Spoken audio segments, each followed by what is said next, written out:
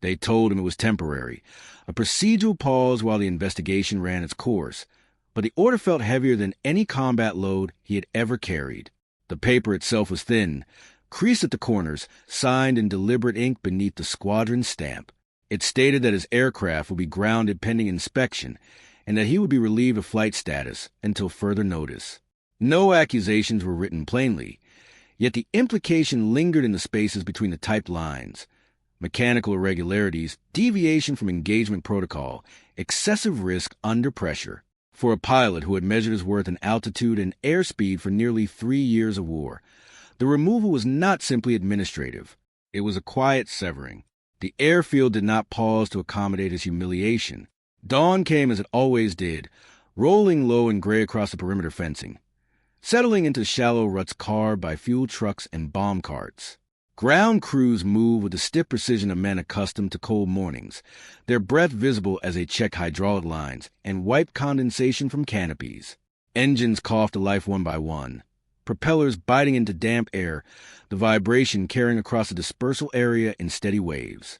He stood just outside the operations hut, gloves folded beneath his arm, watching as his aircraft remained alone at the far edge of the revetment, its engine panels removed, its skin exposed like a patient awaiting diagnosis. The machine had earned its wear honestly.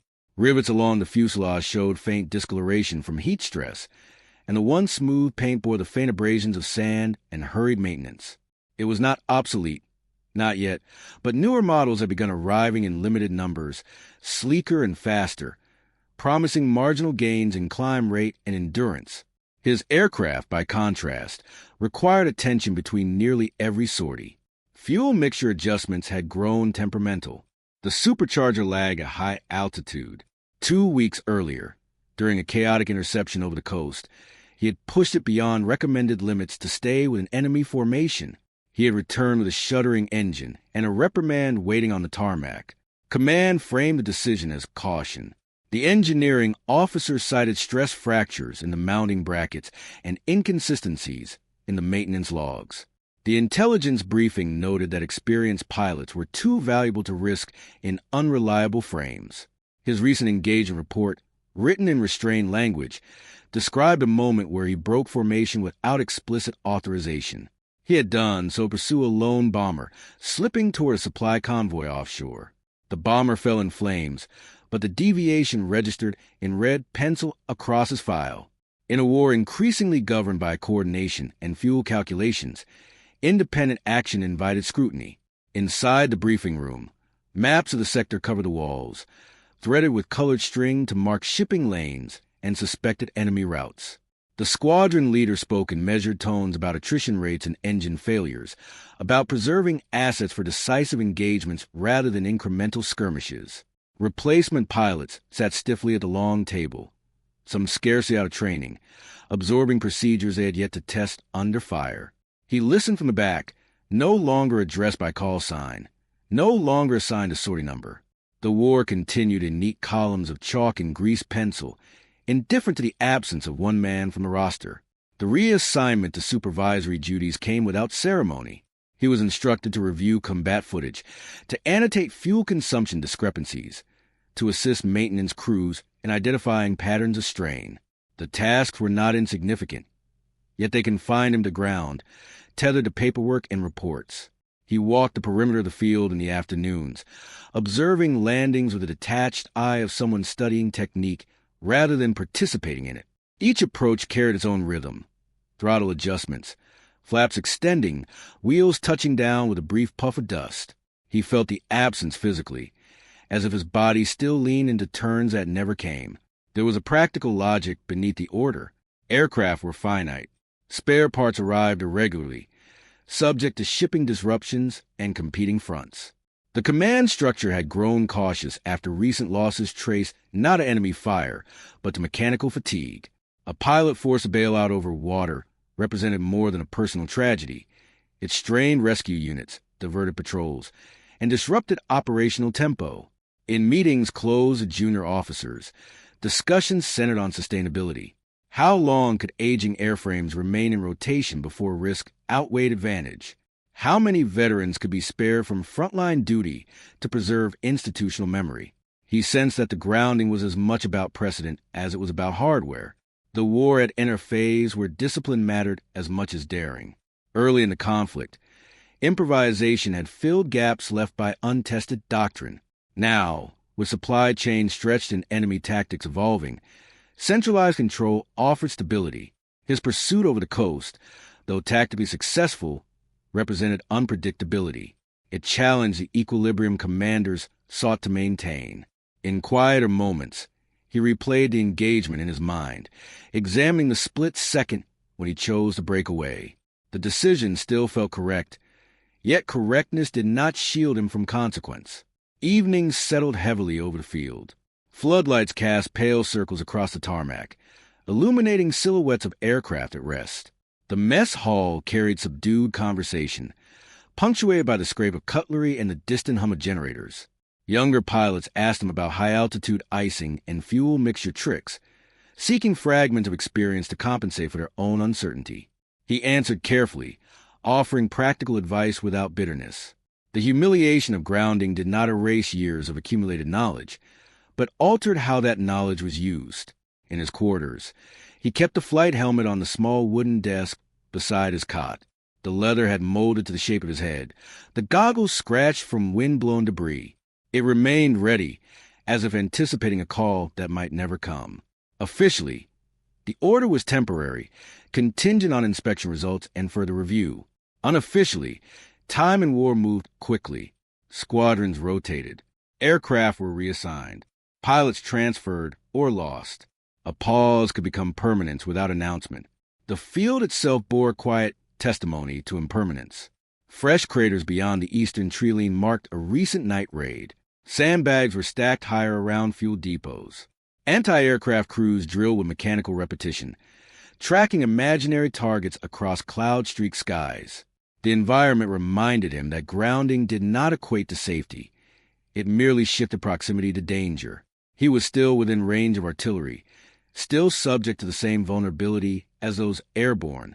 Days accumulated, measured in maintenance reports and intercepted radio traffic summaries. The engineering team worked methodically on his aircraft, replacing brackets, recalibrating instruments, documenting each adjustment in neat handwriting. He observed without intervening, aware that advocacy on his own behalf might be interpreted as impatience. The machine and the man were evaluated separately on paper, yet in reality they were inseparable. His reputation intertwined with the airframe's condition, both judged by metrics that could not fully capture experience. When he looked across the runway at dawn, he no longer imagined immediate reinstatement. Instead, he studied the evolving pattern of sorties, the gaps left by losses, the strain visible in the faces of returning crews. The grounding order had exposed more than mechanical doubt. It revealed a command structure navigating scarcity, with caution bordering on restraint.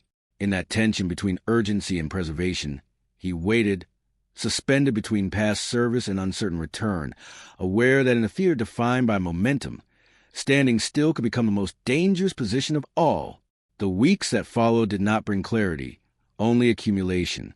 Reports arrived each morning in thin folders stamped with reconnaissance insignia, their pages smelling faintly of damp canvas and ink. They described enemy formations pressing closer to the sector's perimeter, reconnaissance aircraft charting rail junctions, and fuel depots with patient precision. Supply convoys that once moved under intermittent threat now traveled under near-constant observation. What had been distant contact along the outer boundary became a tightening arc, subtle but undeniable, as if the war itself were narrowing its focus. From his new position inside operations, he encountered the conflict not through vibration and altitude but through numbers.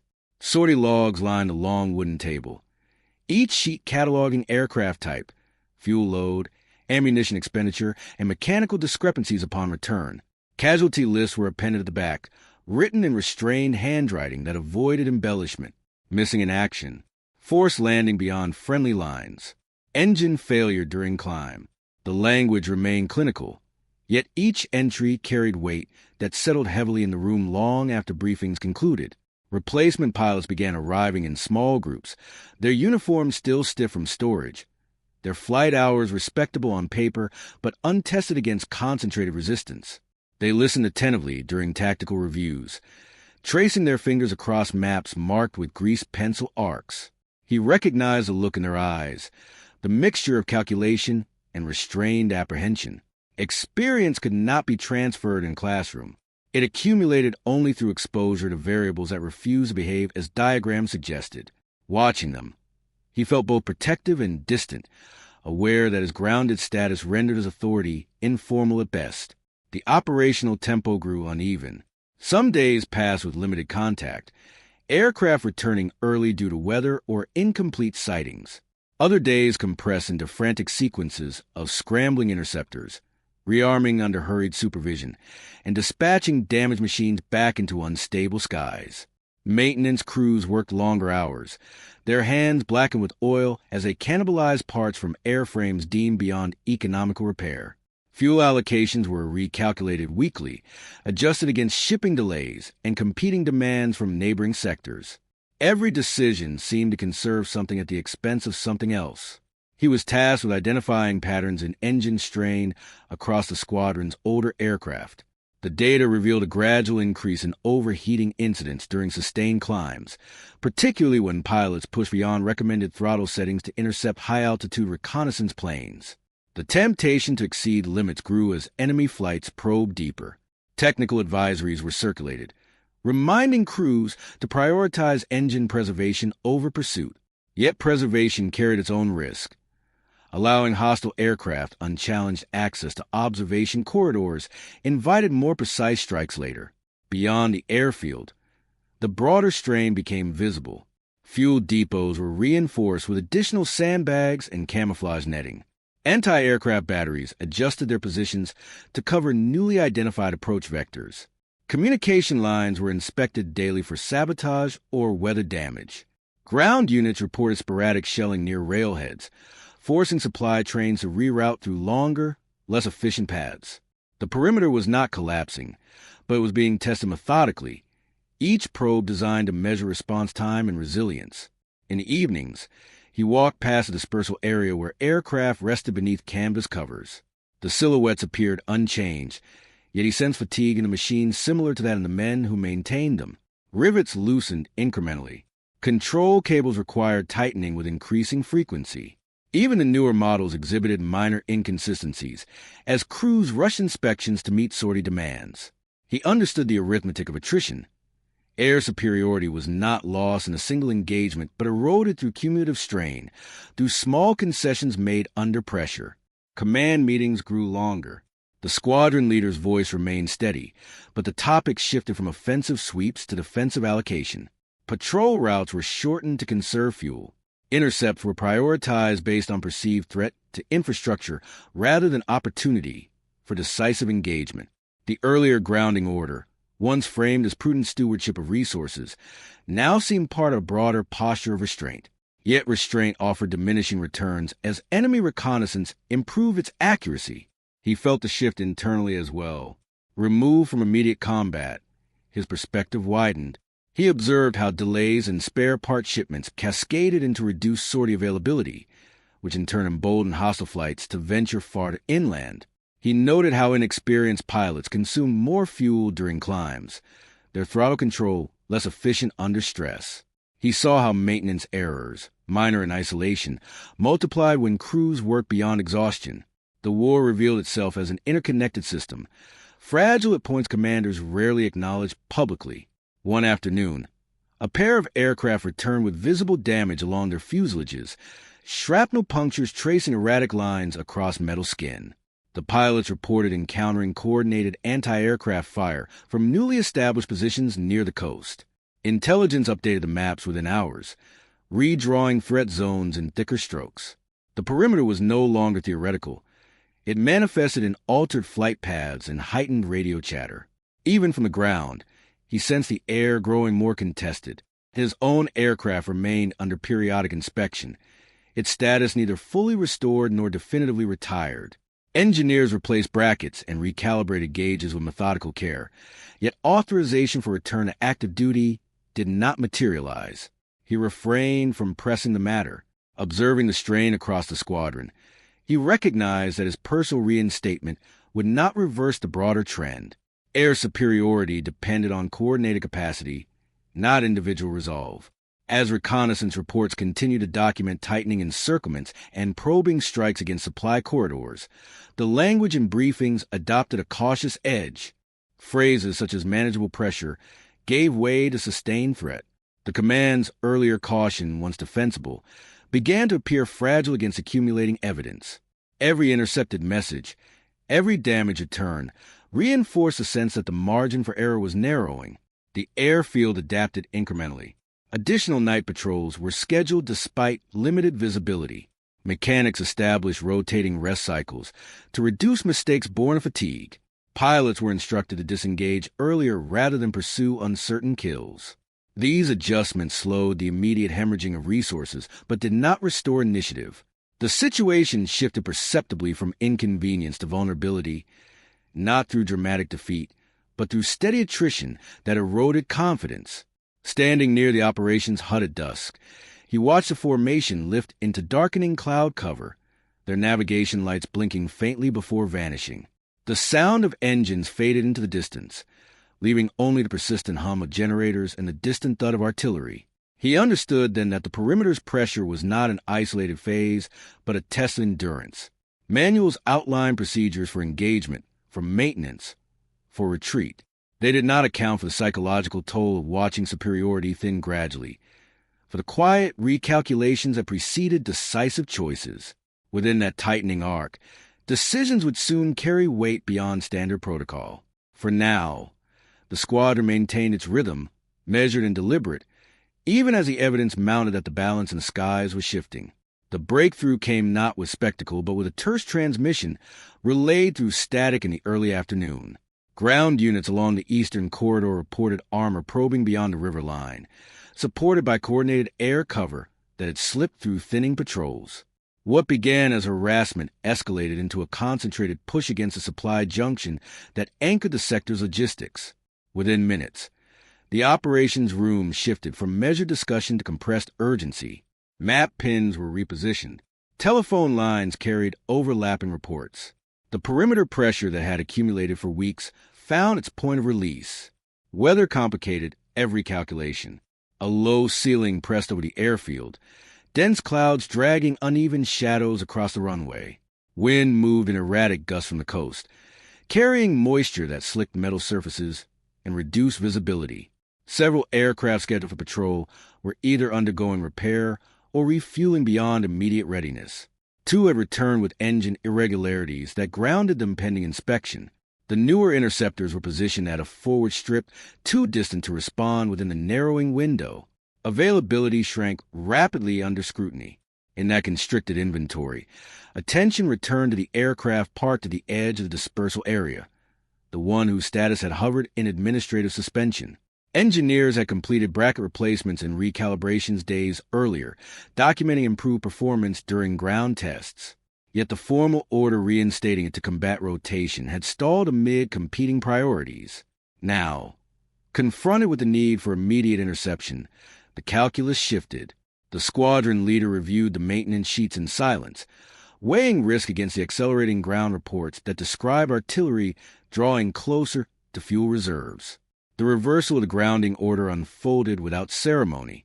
A runner crossed the tarmac to deliver the instruction, breath visible in the damp air. He absorbed the message with restrained acknowledgement, aware that necessity rather than vindication had restored him. There was no time for reflection.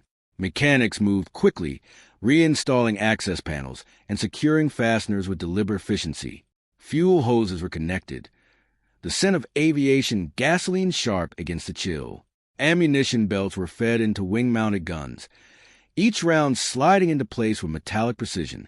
He climbed into the cockpit with a familiarity that bordered on instinct. The seat felt unchanged, molded by prior missions, the harness straps firm across his shoulders. Instrument needles rested at 0, awaiting ignition. He conducted the startup sequence methodically, mindful of the engine's history of strain. Magnetos engaged. Propeller turned. The engine coughed, hesitated, then caught, settling into a vibration that resonated through the fuselage. Gauges climbed steadily into operational range. There was no outward sign of mechanical doubts that had sidelined the machine weeks earlier. Intelligence provided only fragments. Enemy aircraft were reported escorting ground forces advancing along the river bend. Altitude estimates varied. Cloud cover obscured precise tracking. His objective was defined broadly: disrupt air support long enough to relieve pressure on the junction and buy time for reserves to reposition. It was less a pursuit of decisive victory than an effort to interrupt momentum. He taxied toward the runway, tires rolling over damp concrete, aware that the margin for delay had narrowed to minutes. Takeoff demanded restraint. He advanced the throttle gradually, resisting the impulse to force rapid acceleration. The aircraft responded with steady forward motion, gathering speed beneath the heavy sky. At rotation, the wheels lifted cleanly, the ground receding into muted tones of gray and green. Climbing through the low ceiling, he entered cloud that swallowed orientation, leaving only instruments to define direction. Moisture streaked across the canopy, distorting peripheral vision.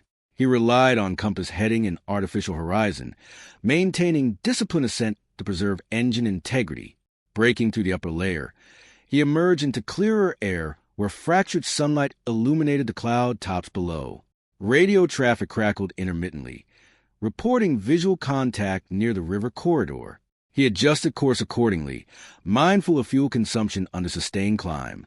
The supercharger lagged briefly at altitude, a reminder of previous strain, but stabilized within acceptable parameters. He monitored temperature closely, balancing throttle input against the need for speed. The engagement formed gradually out of shifting cloud gaps. Dark shapes moved against a lighter backdrop. Enemy aircraft maneuvering in loose coordination above the advancing armor.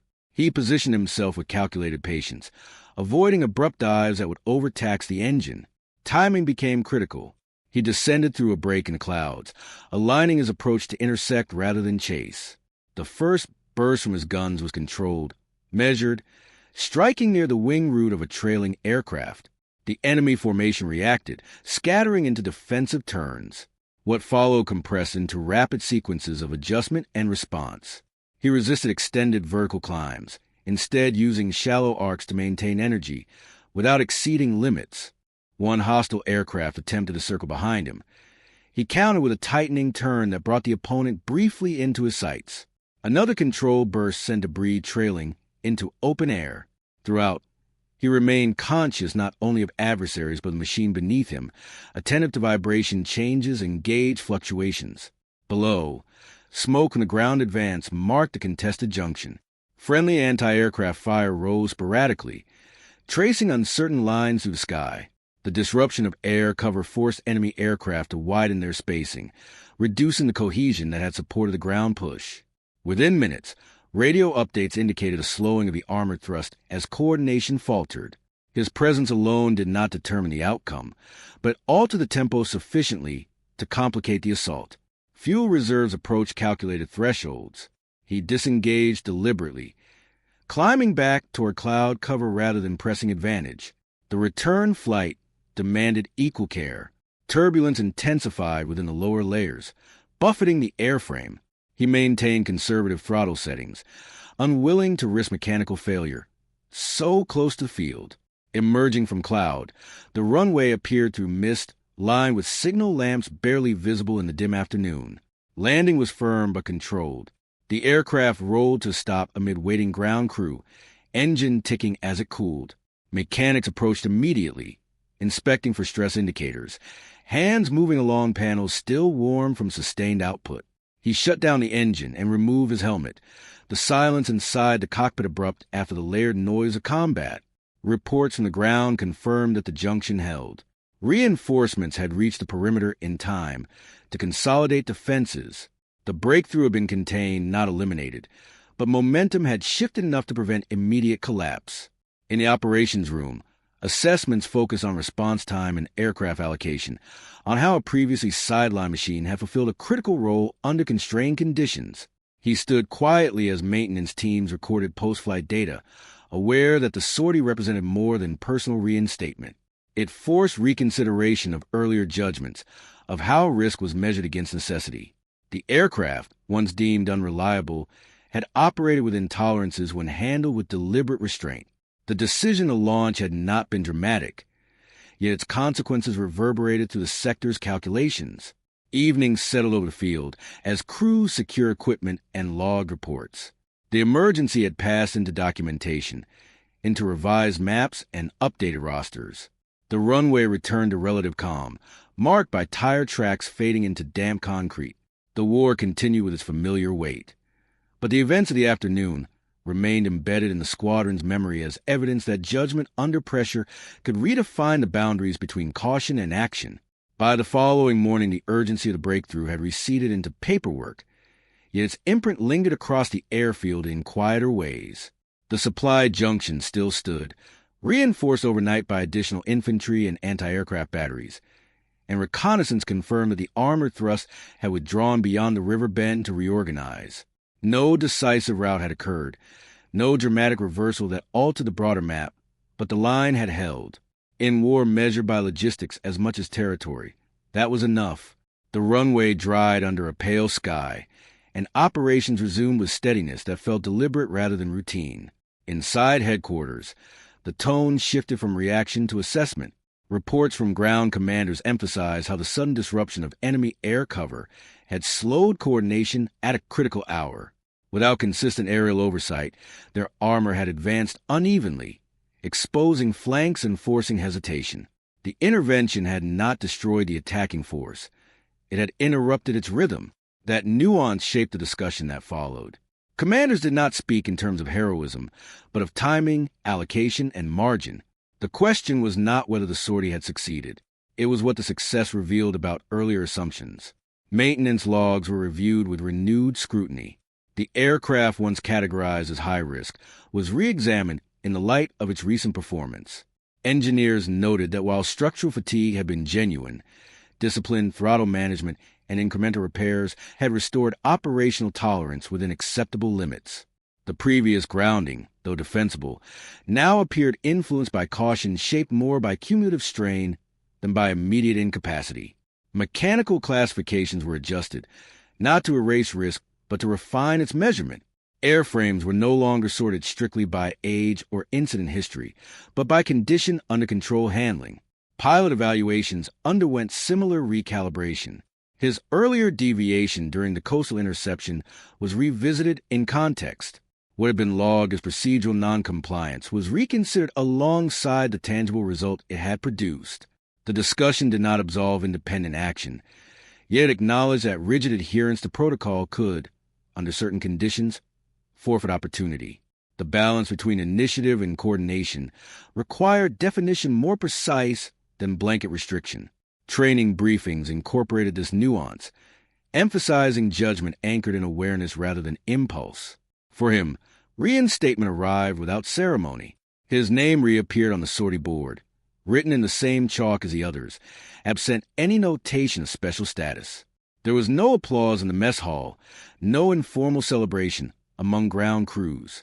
Instead, there was a quiet acceptance that he had returned to a role temporarily interrupted. The absence of spectacle suited him. The emergency launch had not felt like vindication, but obligation. He understood that survival had depended as much on environmental restraint and enemy miscalculation as on personal competence. Walking past his aircraft in the dispersal area, he observed it with altered perception. The rivets and panel seams appeared unchanged, yet he no longer saw them solely as potential points of failure. They represented limits to be respected rather than obstacles to be defied. He spoke more frequently with the engineering team, discussing temperature thresholds and climb rates in practical terms. The relationship between pilot and mechanic shifted subtly from transactional to collaborative, each acknowledging the other's role in preserving the narrow margin within which they operated. The squadron adjusted its doctrine in incremental ways. Patrol routes were redesigned to allow overlapping coverage without exhausting individual airframes. Fuel calculations were revised to prioritize sustainable engagement over extended pursuit. Briefings incorporated more detailed analysis of weather patterns, recognizing how cloud cover and turbulence could either conceal vulnerability or amplify it. These were not sweeping reforms, but refinements shaped by experience compressed into a single afternoon. Younger pilots listened closely during debriefings, absorbing lessons framed without exaggeration. He described engine management during a climb through heavy cloud, the necessity of resisting full throttle even when urgency pressed. He detailed how positioning relative to enemy formation could create disruption without prolonged engagement. There was no emphasis on personal triumph, only on disciplined response under constraint. In that measured recounting, the event became instructional rather than mythic. Beyond the airfield, the broader front continued its uneven movement. Enemy reconnaissance flights resumed within days, probing for weaknesses along altered routes. Artillery exchanges persisted along the river corridor. The temporary stabilization of the junction did not eliminate pressure. It redistributed it. Command recognized that similar breakthroughs could occur elsewhere, demanding readiness grounded in flexibility rather than rigid categorization of assets. Evenings regained their familiar cadence. Generators hummed steadily. Mechanics logged hours beneath hanging lamps. The mess hall conversation returned to practical concerns. Weather forecasts, supply shipments, letters from home delayed by disrupted rail lines. The emergency that had compressed time into urgency now settled into memory, referenced in reports but not dramatized in daily speech. War rarely allowed prolonged reflection. It required continuous recalculation. In quieter moments, he considered how easily redundancy could have defined his trajectory. A grounded aircraft, a notation in a file, a transfer to training duties far from contested skies. The margin between indispensability and obsolescence had narrowed to circumstance. That realization did not inflate his sense of importance. It tempered it. Competence alone did not guarantee relevance. Relevance emerged when preparation met necessity. Command's earlier caution was not discarded but contextualized. Preservation of resources remained essential, yet the events at the junction illustrated that excessive restraint could invite greater loss. The recalibration lay in discerning when to risk and when to withhold, a judgment shaped by evolving information rather than static classification. Institutional memory absorbed the lesson, embedding it within procedures that would guide future decisions. The aircraft itself became emblematic of that shift. No longer labeled unreliable, it was scheduled according to condition and pilot familiarity. Its performance data informed maintenance cycles for similar models across the sector. What had been an isolated administrative decision evolved into a reference point for broader operational policy. The change was subtle, recorded in revised guidelines and updated maintenance charts rather than proclamations. As weeks progressed, sorties resumed their rhythm, measured and deliberate. The line held with fluctuations but without collapse. He flew with renewed steadiness, aware that each mission existed within a network of calculations extending beyond individual skill. The cockpit no longer represented solely personal identity. It symbolized participation in a system refined through experience. What endured from the emergency launch was not a tale of dramatic reversal, but a clarified understanding of balance. Risk could not be eliminated, only weighed. Capability could not be assumed, only verified under strain. The squadron moved forward within that awareness, its members attuned to the thin margins separating redundancy from necessity. The war advanced in increments measured by maps and maintenance logs, by weather reports and fuel inventories. Within those measured increments, perception had shifted. The aircraft had not transformed into something new, nor had the pilot. What changed was a recognition that under pressure, definitions hardened by caution could soften, and that survival often depended less on perfection than on the disciplined willingness to act when restraint alone was no longer sufficient.